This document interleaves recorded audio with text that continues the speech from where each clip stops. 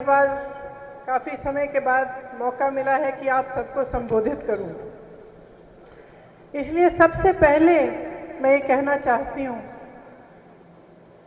कि जो मेहनत आपने की, जिस तरह से आप लड़े, उसे पूरे देश ने देखा।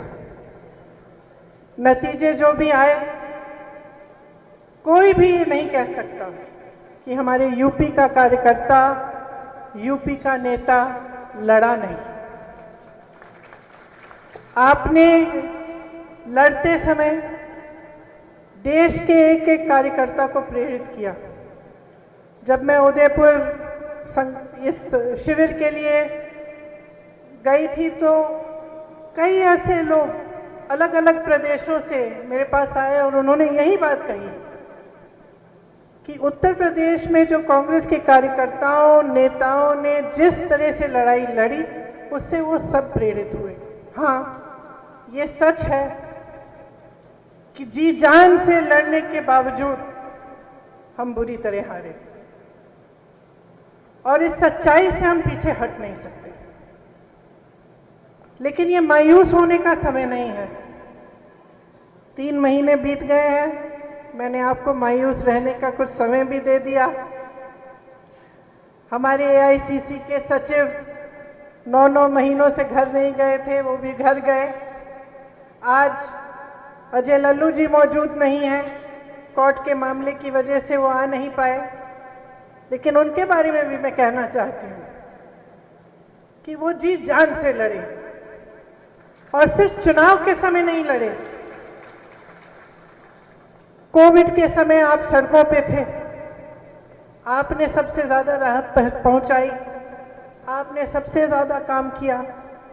चाहे जो भी मामला था, जनता के पास आपने पहुंचने की कोशिश की, आपने जनता की आवाज उठाई, आप सड़क पे आए, लाठियां खाई, हम सब हिरासत में भी लिए गए।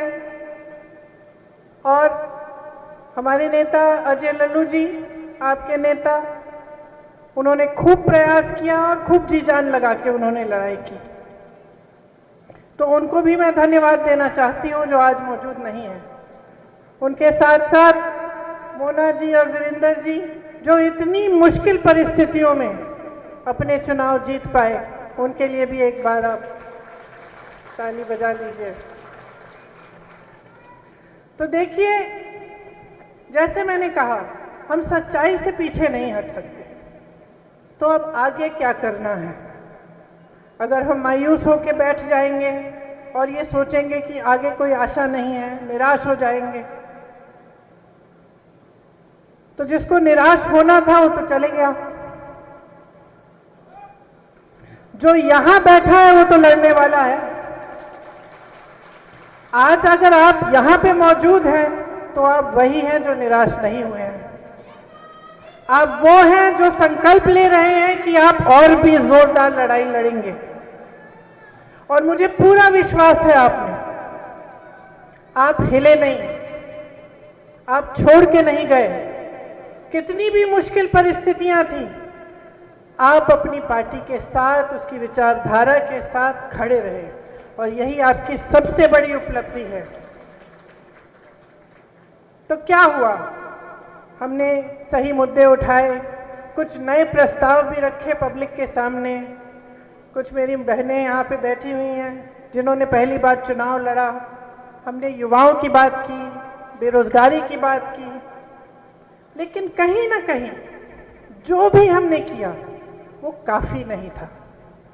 तो हमें सीखना पड़ेगा, और हमें ये समझना पड़ेगा कि हमें बहुत ज्यादा गहराई से काम करना है।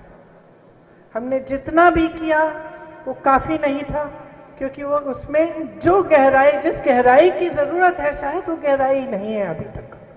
हमने बहुत बदलाव करने की कोशिश की इस संगठन में। उदयपुर के शिविर में कई ऐसे प्रस्ताव हैं जो यहाँ पर पहले से लागू हुए हैं। यहाँ उत्तर प्रदेश में पूरा जो संगठन है, जो न्याय पंचायत तक बना है, उसमें 70% 50 साल की उम्र से कम के लोग नियुक्त हैं। तो वो पहले से उत्तर प्रदेश के संगठन में हमने करने की कोशिश की। इसी तरह से हमारे यहाँ उत्तर प्रदेश में ऐसे